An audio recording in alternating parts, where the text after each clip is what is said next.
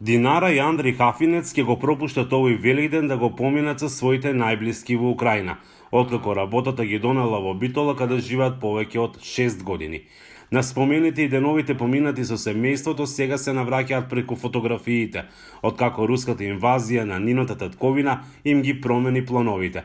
Вели дека ниту едно место во Украина повеќе не е целосно безбедно. Многу е тешко да се гледа тоа што се случува, оти имаме голем дел од нашето семејство во Украина се уште таму. За сега се откажуваат да излегват од земјата.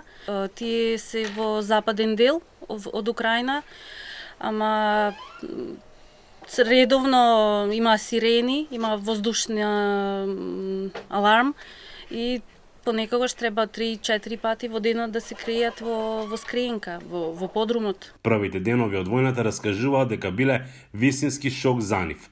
Се сеќавам во 6 сабајле ми се јави мајка и ми рече дека се почни војна. И првите 2 недели, да речем, ние како отсуствавме овде, ние бевме ментално и со срце, со умот бевме таму. Овде бевме само физички. Дури се плашив од некој голем звук, се плашив од звук на авион. Знам дека сум во безбедност, дека децата ми, фала Богу, се во безбедност. Најстрашно во моментот е во Мариупол, каде градот е опкружен со руската војска.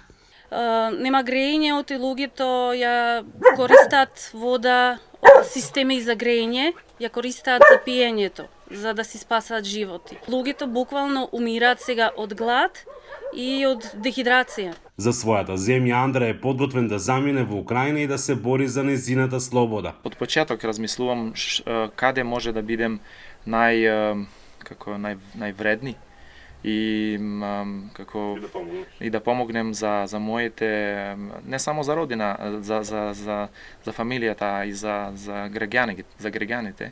Тоа што останува за мене да дојдем таму и ќе земим оружје и браним земја. Да дојде на блиско кај нашите, сигурно одим.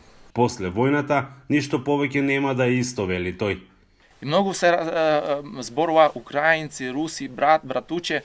Јас пред овиот конфликт бев нејтрален, како ред, добро, немам проблем со никог. А сега